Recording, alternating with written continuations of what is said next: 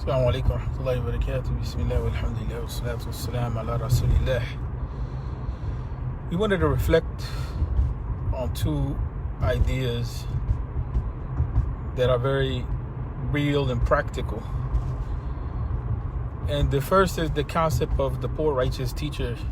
This was the concept that was known, especially in inner city culture.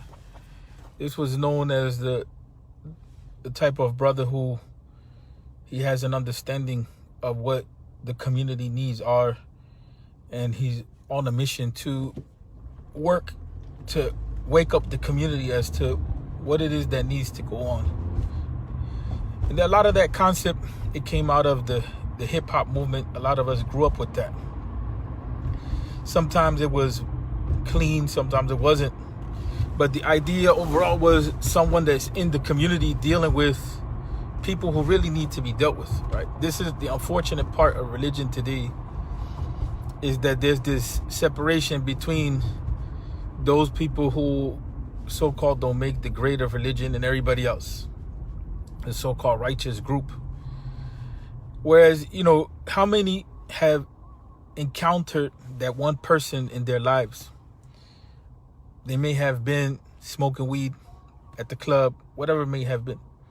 But the level of advice that they got from that particular person was enough to be able to help them in the struggle, right? And then when we look at the prophets, whether it's the Prophet Muhammad or even the Prophet Jesus, they were with the people. They were with the people. They didn't necessarily judge the people for what they did, but they walked with the people hand in hand. That's something which, unfortunately, a lot of religious people have a difficulty in managing that. They have a difficulty in managing just loving the people, especially loving your own people. The Prophet Muhammad, peace be upon him, he loved his own people, right? He loved his people. He gave us that example of what it means to love your people. You're talking about people in his circle. They would come to prayer drunk. He didn't judge them. He stood with them. Some of them, they fornicated in the time of Ramadan. And if they came and they expressed and they shared that sin that they engaged in, he pushed them away a little bit, trying to get them, not to necessarily expose themselves.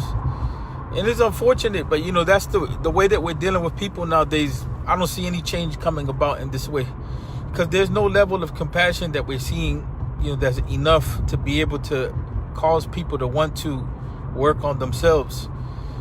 And the more I listen to people, family and others and so on and so forth, a lot of people are suffering, A lot of people are suffering. They're suffering emotionally. The environments are toxic. There's economic issues, all kind of issues. So I want to end on that note that, if you can't walk with the people, right, which is the real task, you have to be able to maintain your own principles and still walk with the people. And that's very difficult, because it's easy to just escape. You go into your own corner and you do your thing and you consider yourself religious in that regard. And it's more difficult to be with the people, be among them. And in reality, that's what the prophets did. They were among the people and they encouraged them to that which is good, and they warned them about that which is destructive.